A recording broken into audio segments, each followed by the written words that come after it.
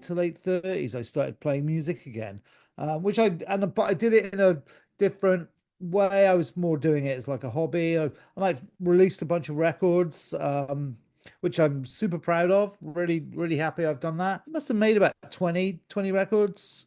So I'm kind of happy with those. I still do that. I still play. I did a tour with King Buzzo. Well, this year he went out solo as a duet with a bass player called Trevor Dunn. Hello. Thank you for listening today. I'm chatting with Gareth Turner. We're going to talk about music, basically how it's shaped his life, his journey, and how he took on many jobs in England that led him to become the tour manager of the Melvins. We critique English cuisine, and he talks about his relationship with his mum. He's humble. He's a lovely fella. I really hope you enjoy this chat. Gareth, how are you, mate? Yeah, not too bad. How are you? I'm all right. So, have you been exploring record shops in New York? I have been checking a few out. I have a couple of little there's my little local one, Psychic Records, which I like to visit. The guy there's kind of friendly, slightly grumpy, but you get that in a record shop sometimes. It's kind of part of the course. And there's a couple down in Williamsburg that's cool. There's a couple in the city. I mean, it's New York, so everything's like top price. But you do find a few nice little bits in there. Are you looking for anything in particular? Well, I have a very wide range of stuff I like to find. I like my sort of punk stuff that I collect, and like interesting jazz, spiritual jazz, or any kind of weird experimental stuff. I'm a big fan of like a lot anything weird really. Afro fuzz stuff, kind of anything kind of that takes my fancy. Well-rounded musical taste. Yeah, not too bad. I'm old, so I've picked up a few. Your taste develops as you age, I'm sure. Everyone feels the same. You've always been into music, though, haven't you? Yeah, I've been into music for a long time. It was kind of like my first and has been my kind of main thing for my whole life. I mean, right from I think one of the first things when I was growing up in a small village, like defining moments would be like buying my first stereo, and then kind of like and getting myself into debt to do that at a young age. And then kind of like the trips from like getting the bus into Bristol to and then finding record shops. And that's how I met people and how my life has steered me on the course to where I am now. For our American listeners, they're probably wondering where your accent's from. Yeah, I'm kind of towards Gloucester a bit. My mum definitely tried to push the Bristol, all right, Bristol in it thing out of me. And also, I spend a lot of time working with Americans, and I find if I slip too much into my Bristol accent, no one can understand what the hell I'm saying. Tell us, what Americans are you working with? Mostly the Melvins guys, which I've worked for 20 years now. Actually, my 20th year this year. I've been working with them over in Europe for most of it, and kind of Europe and rest of the world. And then now they've kind of drafted me over here, so now in the USA. But still, obviously, doing the Europe stuff with them as well. So I'm kind of like I'm back and forth at the moment. What's your official title with the Melvins? Well, I guess I'm the road manager, would like tour manager, and I'm also the stage tech, and I'm also involved with the merch. As it is with most jobs these days, you have to be able to wear many hats. And I think also being able to wear many hats is what keeps me in my employment and is what's kept me working for the same people for 20 years, which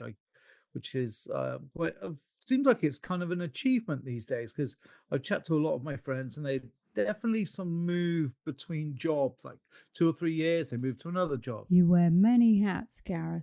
Now describe the Melvins for us, for those listeners who don't know who they are. They're kind of a heavy rock band, have been cited as being the originators of grunge, although Buzz would strangle me if I said that. I mean, he's certainly partly responsible for Nirvana, which because they all grew up in the same town. I mean, Kurt Cobain always cited them as probably his greatest influence and favorite band. I mean, the drummer was in Nirvana briefly on Bleach and Incesticide. I think the first record they released would have been, I think he's on that one, Mexican Seafood. I think it's like compilation 7 inch.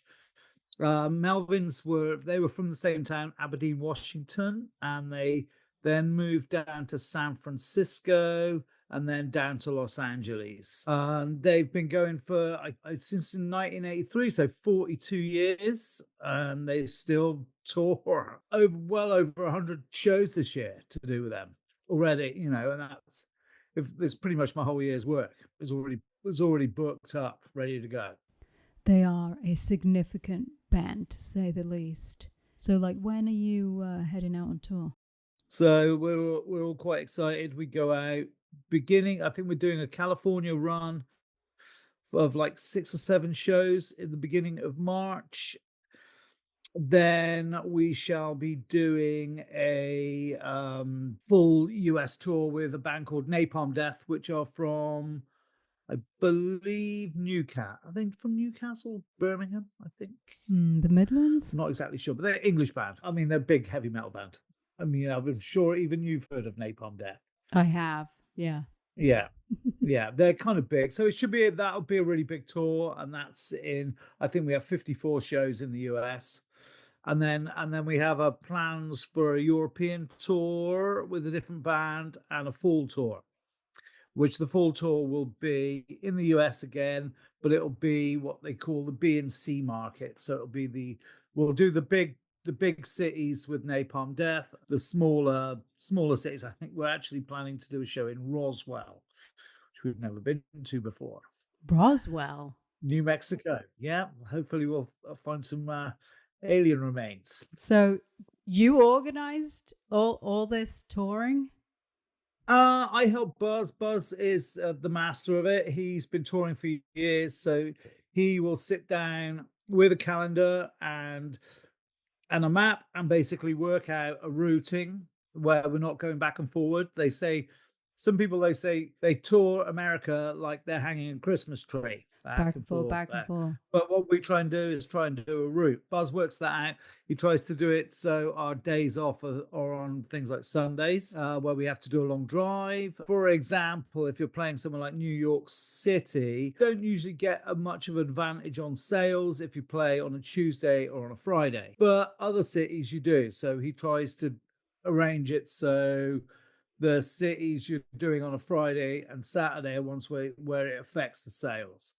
So you'll get a better turnout. I mean, to be honest, with Napalm Death, it's probably going to be a good seller anyway. So it's two pretty strong bands. I think we have Weed Eater, who are like quite popular kind of stoner rock band. They're opening up some of the shows. We have the Hard-Ons from Australia doing the shows in the south, and a band called the Titans of Tachyon doing a bunch of shows on the East Coast, which is a band featuring Trevor Dunn, who's in Mr. Bungle, who's also like a friend of the band and stuff. We've toured with Mr. Bungle before, so good lineup.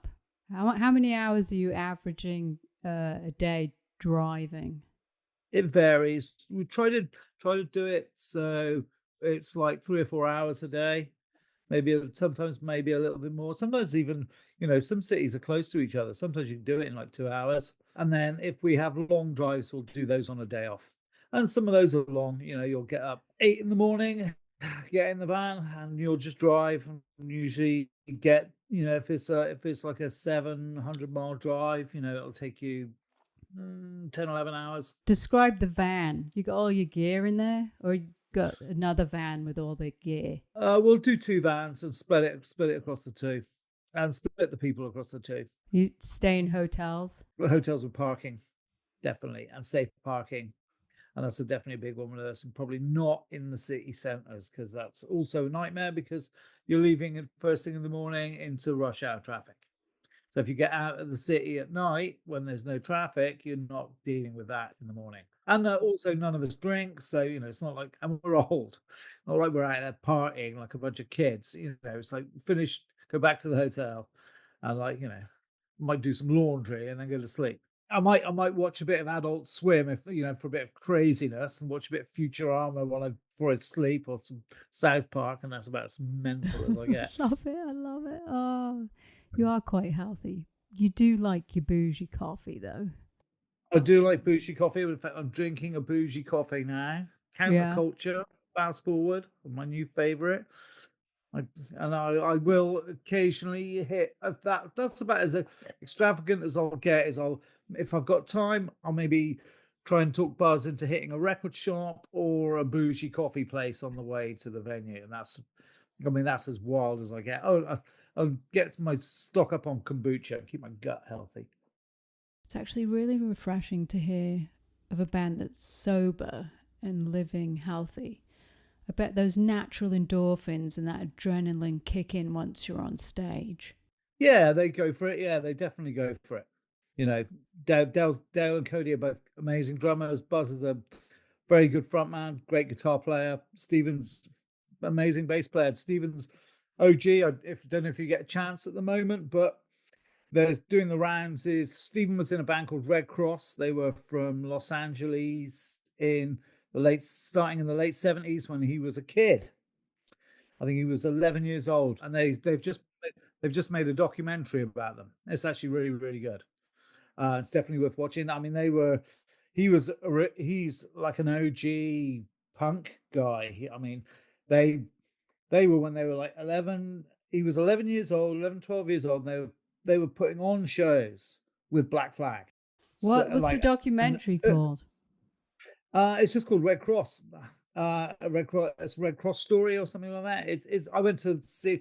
Actually, me and Lizette went to see it in New Jersey a couple of weeks ago. It was great, really funny, an amazing story of what they went through. So and doing it as kids as well. I mean, it was 11 years old That's playing insane. playing those gigs. Wow. Obviously had very tolerant parents. Would you let yours do that at 11? I mean, yeah, that would be amazing. I would want to be there. Probably be quite scary what she might encounter, but I'd support her. Imagine the confidence and the grit. Yeah, I mean it's great. I mean it's a good story. It's definitely worth watching. It's really interesting. He's an interesting character. Yeah, you'd like it. You'd definitely like it. It's a really interesting story. They were kind of like part of that scene, almost a bit glam as well, like punk and glam they were into. You can actually see what they actually influenced. It's quite amazing around in Los Angeles. The documentary is The Red Cross. That's REDDKROSS. And it's Born Innocent. Yeah, I'm going to check that out. You having a cup of tea now? Or you don't? Do you drink tea? I do drink tea actually. My first drink of the day I have a mint tea, but I don't like. Well, for some reason I don't drink anymore. Not that I don't like, and I think it's because I don't drink milk. I never drink English tea, which is probably, I probably got ancestors that will turn in their grave. But I How like coffee. dare you? Do you drink English tea? Absolutely. PG tips? No, I'm on the Yorkshire Gold. Oh, Yorkshire Gold. Okay. Can you get that here? I could you have to order it over. I think there's shops here that sell it, right? Yeah, yeah. Plus, whenever I see family, I get a stash. I get a stash of Marmite as well. I mean, they still that. I've seen that. There is like a not Bristol, an English shop in New York, so you can buy Marmite. I actually, if I have Marmite, what I like to do is if I'm going to make roast potatoes, I add some Marmite in and put some Marmite on it when I roast them, so you get this like kind of like Marmite kind of tinged roast potatoes. That's pretty good. Do you dilute the Marmite in a bit of hot water and then pour it on? No, no, I literally once I've part boiled the potatoes, once I've got them in the oil, and I'll drizzle it over it, and it Uh, just kind of bakes it on there. It's great. I love my roasties. I'll have to try that, You do, and Gareth. then as obviously as you turn the roast potatoes, the Marmite kind of mingles with the oil, and it's pretty good. I mean, you like Marmite, I remember that, so you would definitely dig it. Right, let's describe Marmite for those who don't know it. You don't know what we're on about. It's soy saucy, thick consistency. Beefy though, but it is But the only vegetarian. problem is then you'll be wanting a roast dinner nearly every day, which is probably not the best, but I do. I it's try and nice. do as many roasties as I can. Tell me how on earth did you end up with the Melvins? Like, how did that transpire? By a total accident, I think, really. I mean, I was working at a record distributor and I got to around about 2000 between 2000 and 2002. And I guess it would have been the advent of Napster and the internet. And it was kind of, do you remember that when the internet started? Absolutely. And it just, I mean, before then, people would buy in the midnight in the 90s when I was there, people would buy a million records. Like, records would sell like that. And like to get into the top 10, you'd have to sell like a couple of 100,000 records to get in the top 10. It suddenly dropped. You could get in the top 10 for like 15,000 records. Yeah, it wasn't they and people were downloading it, and it just the bottom fell out of it. I mean, so I lost the job I was working for. They kind of farmed it was like a big distribution place. We'd like ship out records to record shops all around the world, and we were doing like Beggars Banquet, Mute, which was like Depeche Mode, their back catalogue. I'm trying to think. The Pixies, 4AD was 4AD was on there. So the Pixies. I'm trying to think. The last big records I remember coming out were Moby did an album called Play. Yeah, it had a song on every song was on an advert, and I think that was like it sold like really like amazing. The White Stripes did the Elephant, and the Prodigy did the Fat of the Land.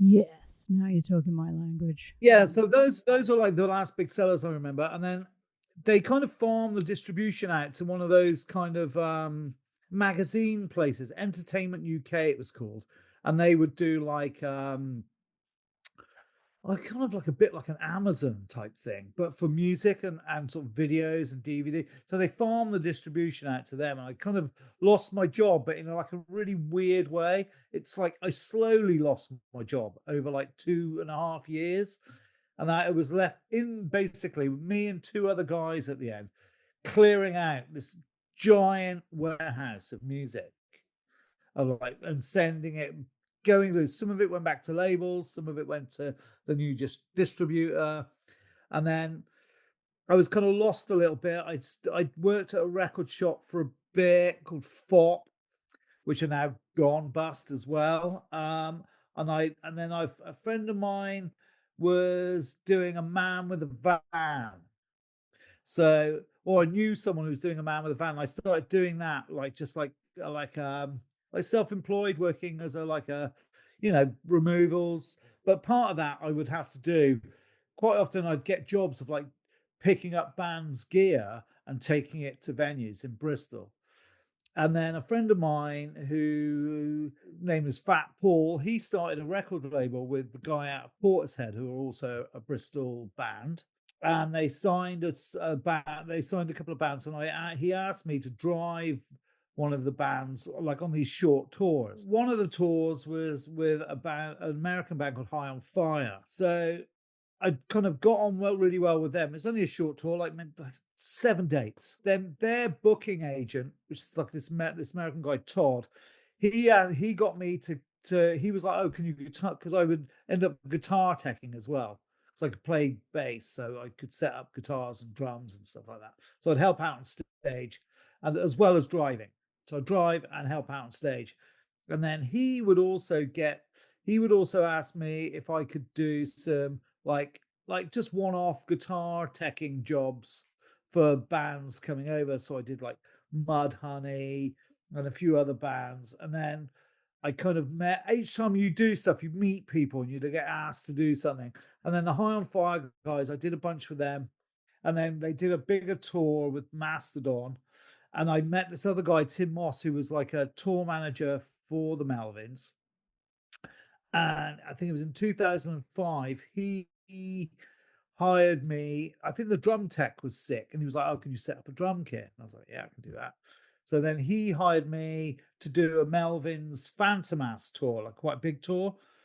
There was two drummers, so setting up both drum kits, and I got on really well with those guys. And I met the Melvins guys there, and then they asked me to do some touring with them. Well, I was just doing merch, and then their guitar tech quit. So then they said, "Can you do guitars?" And then it just went on from there, basically. And it wasn't anything I even intended to do. It was just like these opportunities come along, and you just do them and do them and do them, and then yeah, it works out like that. I was never really making any money out of doing music myself, but that was, I mean, I make noise music. I mean, there's not really any, there's no, it, I'm used to playing gigs to about 20 people, which is like what I like, but there's no money in that. You can't do that as a job. I mean, I do it for my mental state and catharsis, I think they call it. Yeah, so it was just, I just fell into it really. Wasn't, people go to me, "Oh, how'd you get that job?" And I'm like, I have no idea. I mean, I just literally fell into it. I think you're being a bit modest there. You had the skills to set up the drums, guitar tech, you can drive, you're personable. Well, I could play drums and play guitar, so yeah. But you don't think of them as skills. You're like, I mean, when I first bought a drum kit, I didn't know how it went together. I just kind of, I think this goes here, and then you just kind of work it out. And I mean, I certainly never trained or went to college. I mean, I left school and I got a job on a building site because I just wanted to work, and it was hard in the kind of late 80s. Were you in England then? I'm older than you, right? Yes, I was quite young. Thatcher was prime minister. There was massive unemployment. Like the late 80s, when I left school in 86, there was massive unemployment. It was nightmare getting a job. I didn't know anyone. As you know, when you're that old, 16, you don't know anyone. So I scrapped around. I did this job. I think it was called Nature Stores, and the guy who ran it was a fucking right. Was a You can swear. All right, okay. Well, he was a prick. Hated my guts because I was like this little punk metal kid, long hair. And actually, I think I may have had a mohawk at that point. He hated me. So, and then I'd stop that, and then I was like, scratching around looking for jobs. I did a bit of I worked as a cleaner. I would go to interviews, but you'd have no experience. So you go to an interview and you're like 16, and they don't want to know you. They look at you as well, especially then. I was like with a mohawk. Who's this guy? Anyway, I went through an agency and I started working on a building site, and I quite liked that work. But the people I worked with I mean, at that point, were like sun reading, racist, sexist, everything I hated. And I remember Explain to the Americans what Sun reading is, the Sun newspaper. What would it would be like, I'm trying to think what would be. I don't think you have that here. I think maybe the National Enquirer. It's just gossipy, Yes, nothing. gossipy garbage. I mean, the big thing with it was this page three, which was this woman with her boobs out, and she would also make a comment on the news for the day. Blah blah blah says it, and it's just like, oh, is this garbage? And it's just sexist nonsense, and it's really weird. It's because people make comparisons of America to England, and we are very similar, but also very different. There's things. In America has its. They say people go on about Donald Trump, or they say Nigel Farage is like the English Donald Trump, and he's like, well, he's not really, because he's just like a beer drinking. You don't see Donald Trump sitting around with a beer and a cigarette, do you? It's just he's like playing the same game, but in a different way. But it was like those kind of people, and I hated that job. And the job kind of was winding down on this one site I was at, and that's when my friend worked in a record shop, and I was just like, oh, have you got anything going? Because I just want to do anything different. I want to be surrounded by artists and musicians and people like me, and I didn't want to be around those people. And then his girlfriend worked for a record distributor, and she said, "Oh, I think there's some work going in the warehouse, just packing records and sending them off." And I'd been a plumber before, and I was just like, "I'll do anything to get out of it." And and I just turned up, and I think I was wearing like a punk t-shirt, like a Minutemen t-shirt. And the guy, like an American punk band, the guy who was running the warehouse was had lived in America and was into his punk music.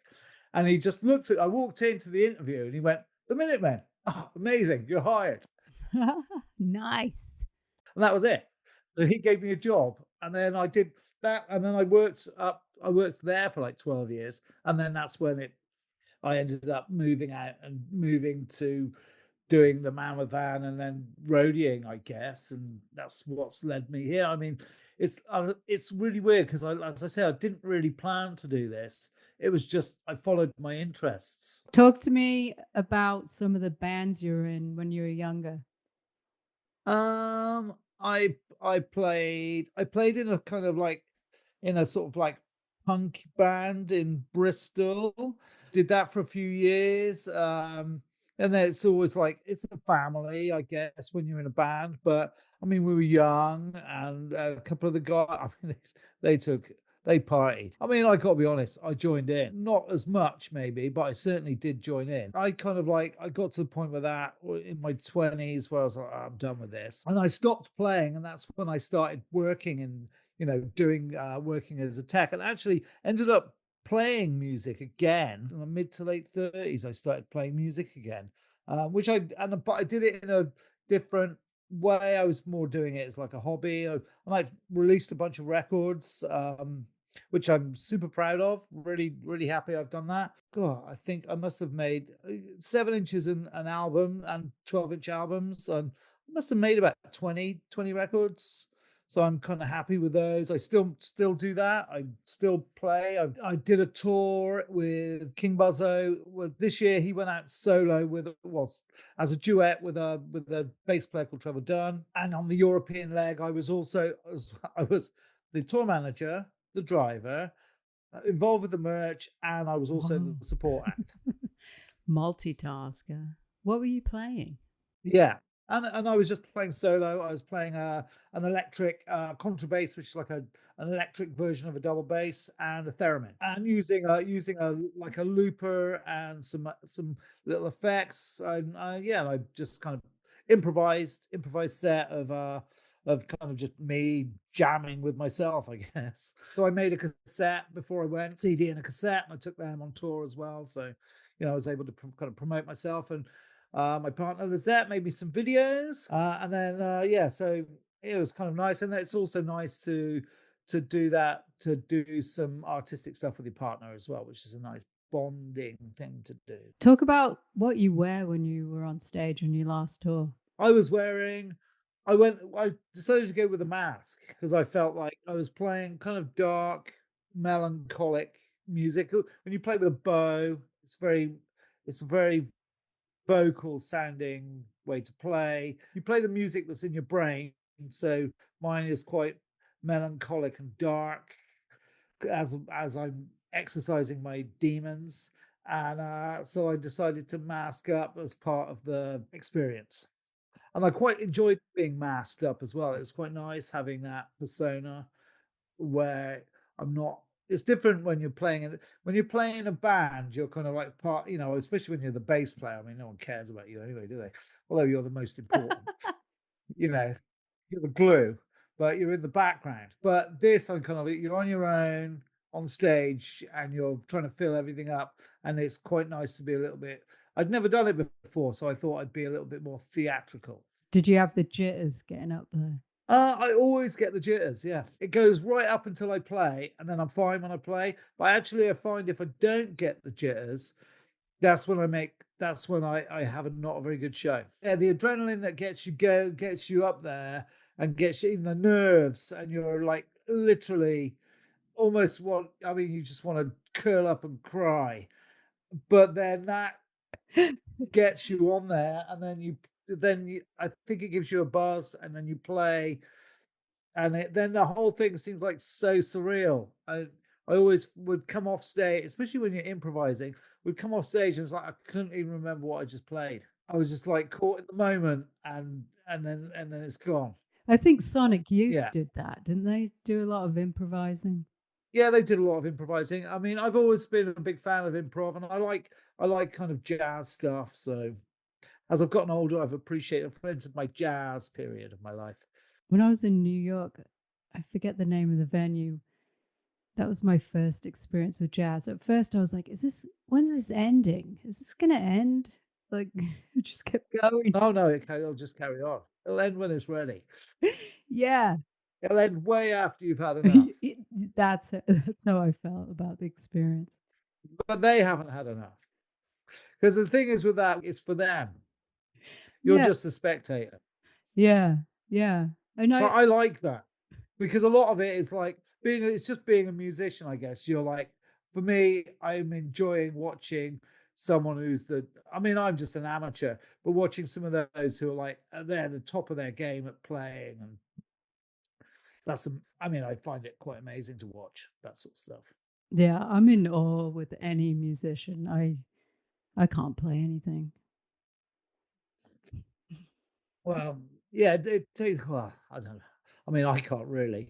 I blag it, but I think you're I being can modest. I could I can make noise out of stuff that I like, and I like the sound of the noise. So I'd certainly, I learned a little bit of theory, and I do practice, and I try and learn more theory, which gives you more ideas of where to kind of go to. But I mean, I work. My problem is I work for some very talented musicians, and then you kind of look at yourself and go, oh, and they've played and done it as a job for years, so they've really honed their art.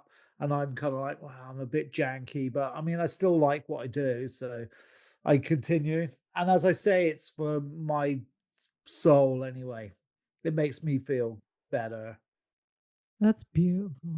That is And beautiful. I do like to play, and I like music, and I like records. And one thing that I'm my my partner has never had a record collection before, and now she's experiencing the joys of sitting there. And when you listen to music and together, as like especially when you're playing a record, because you're not skipping through stuff like you would on the internet or on like Spotify and stuff like that. You're more like, I'm putting to put a record on in that record as a piece of art, and I like that.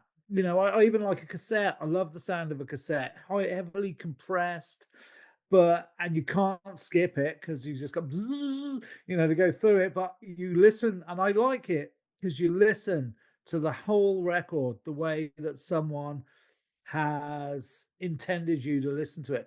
Because when people work out the sequence of an album, and I know this because I've watched them do it and I've done it myself, they put a lot of thought into how they perceive you're going to listen to that record. And then people just get it, especially nowadays when they download it and they just skip through stuff. And they're like, no, you're missing out because you're missing out on the journey that they were intending you to go on.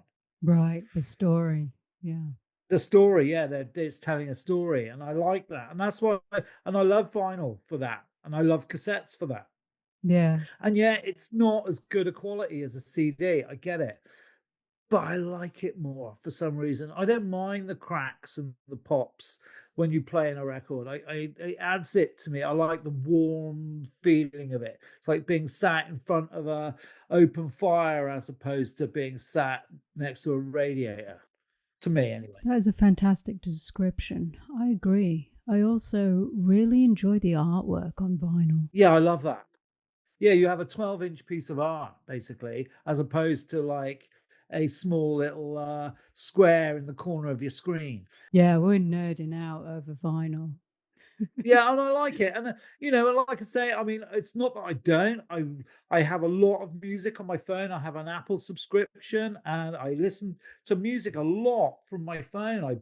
I listen to it when I'm driving, and obviously I'm on tour a lot, and it's really handy. I love the fact that someone could tell me about a record, and I can go on YouTube, and there's probably a link to it where someone's uploaded it, and I can check it out, and I can listen to it before I go and buy it, Yeah. which is something I was never able to do when I was younger. Talk to me about the art side of the Melvins. Now you're in charge of the merch. I help Buzz's wife with it. We do a lot of self-made like record sleeves.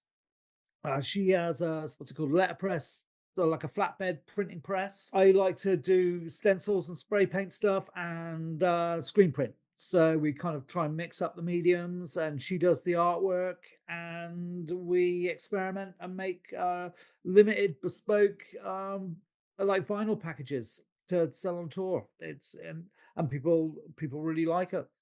It's something made by the band, in effect. There's as a DIY as it gets. I love that. DIY, baby. Has Buzz's wife, what's her name? Her name's Mackie. She's fairly well known visual artist, not visual artist, like a graphic artist. She does a lot of work for the band Tool. Ooh, I do believe she did the original skeleton, which is for Social Distortion. It's got amazing. their big logo of the skeleton. She did that, and she's been doing stuff for the Melvins for a long time. I'm honoured to work for her. She's it's inspiring. She works her ass off, and it's really inspiring working for people like that who literally they work hard. And and they like what they do, and it's inspiring to me. And I've found working for them for 20 years has definitely inspired me creatively and in a work ethic wise. I like. I mean, I like my job. When you had your mohawk, where you were living in Bristol? No, I was living out in the village. Yeah, out in the Yeah, village with the I fitted mohawk. in really well. How'd you get it spiked up? I've heard people use egg white. Hairspray, whatever. I mean, very rarely spiked it up. It was just a big flop mostly, or tied up in a knot. Ah, okay. Okay. Yeah, but and I rode a motorcycle, so it was a nightmare. You couldn't spike it up because I put a motorcycle helmet on. Yeah, that's not gonna work. Yeah, So you yeah. bought your how old were you when you bought your first house? I would have been 25 when I bought my house. Yeah. Yeah, Nice. 25. And I got to be honest, I was nervous about doing it. It felt like a massive, felt like really scary. I just wanted to play in a punk band. I did not want to own a house, blah, blah, blah. My mum, bless her, thank you, mum, talked me into it because she was just like, you'll never get a chance like this again. I believe there was a crash in the UK housing market. What year were we talking about? It was in the early 90s. Okay. House prices were low. I mean, my house was like it was like a Victorian terrace, and they were like between 40 and 50,000 pounds. Nice. And they would never she was like, they won't ever be this cheap again. I mean, she was right. Absolutely. Yeah, I mean, so she was like, buy a house now. And I was like, I don't want a fucking house, capitalist crap, blah, blah, blah, all that shit. And then, and she was like, look, buying a house, if you don't like it, I'll buy it off you. Oh, it's a win-win. Yeah. So I was like, all right. So I did it. Mums tend to be right about a lot of things in retrospect when you're younger, you know. You have a good relationship with your mum? Sounds like it. Yeah, I had a good relationship with my mum. I mean, I'm not going to lie, I was naughty.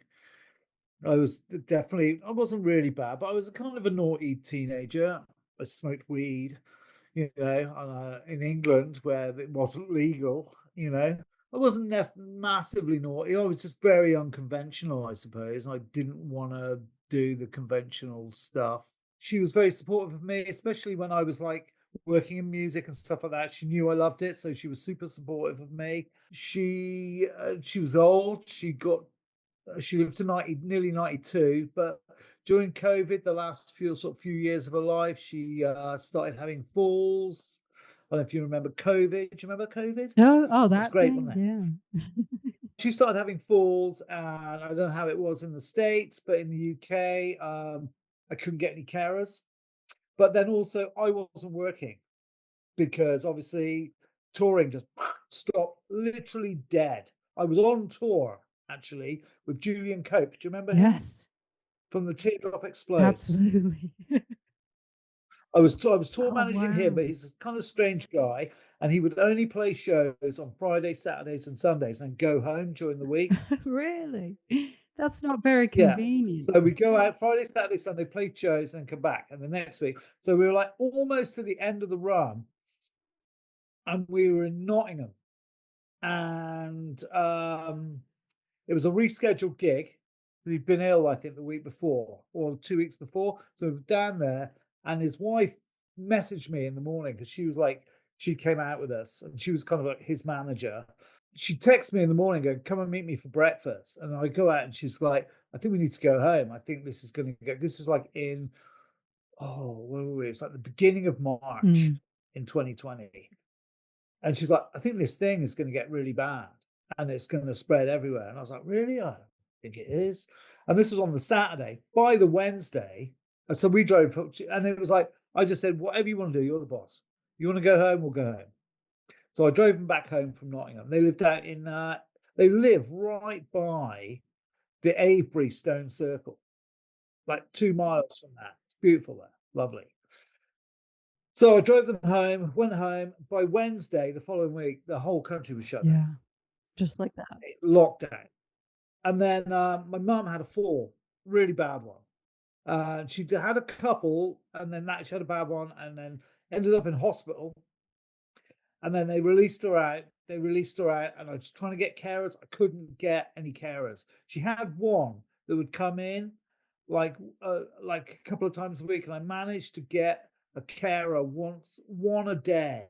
I was able to get, but she needed help, so I was kind of like, she was okay, but she was starting to lose her mobility.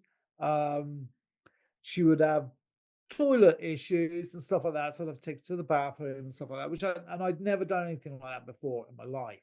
Yeah, very intimate experience. So I went from being like a roadie and a tour manager to literally having to wipe my mum's butt. It was humbling, to be honest. I found it actually not that bad. I could be honest. I've cleaned up worse. I worked for a nightclub as like, and I've cleaned up worse stuff in the women's toilets, believe it or not, and the blokes' toilets in a nightclub. I can imagine. Um, yeah. And then so that wasn't. But I found it.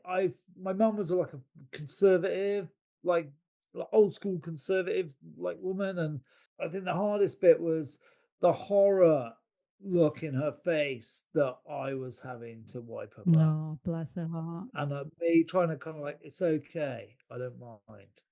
And she's very proud and probably didn't want me to have to do that. Gareth, that's noble of you. I commend you for doing that. I was kind of going backwards and forwards from Bristol, and then in the end, I had to move in there. And it was still COVID was still going on, and then I stayed with her. And then one morning, she had a stroke, and I was there, and I was like, she just we were having a conversation. We just had breakfast, and she just couldn't speak. Mm. I was like, "Fuck, she's had a stroke." So I call the ambulance.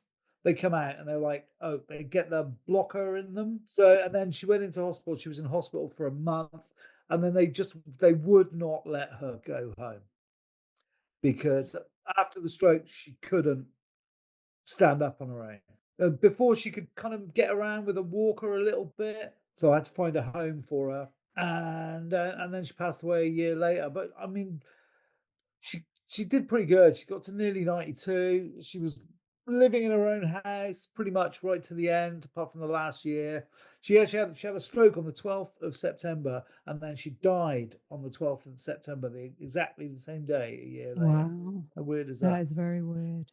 The last year, she kind of she got dementia in the Mm. last year, probably brought on by the stroke, and it was she forgot loads of stuff, but weirdly, and I felt kind of good about it, she didn't forget me. Oh, that's fantastic. She'd get me mixed up a bit, Yeah. but she didn't forget who I was. Oh. You know, she'd be like, her words would get mixed up. I think they call it aphasia. So she'd be like, the carers would be like, "Oh, look who it is," and she'd be like, "It's Gareth, my husband," and I'll be like, "No, I'm your son." But she meant son, Yeah. but she remembered me to the end, and I'm kind of glad that I managed to kind of pay her back. So I feel all right about that. I certainly have, like, you know, I wasn't perfect. You know, I definitely affected me. It traumatized me a little bit. I did a bit of therapy afterwards, mostly because I was really pissed off at my family, um, certainly with my sister, for just the lack of support. Lack of support, but the amount of opinions. Yeah, I would even just like, thanks for doing that. Anything would have been nice rather than just constant criticism, which is where I struggled with that. So Oh, I'm sorry to hear that. and that damaged my. Well, I think me and my sister have a interesting relationship. We are not friends. Let's put it that way, and it's okay. And I'm all. And actually, going through therapy, I realised that it was like, actually, that's all right. You can't make someone be your friend. Friends are the family you choose. Yeah, I've kind of built my own family over the years, and it was always like that for me anyway. Apart from my mum, who I was really close with, most of the rest of my family, there's a few of them I think are okay, but I have nothing in common with them. My nephew, I get on quite well with. He has a couple of really cool little kids, little monsters.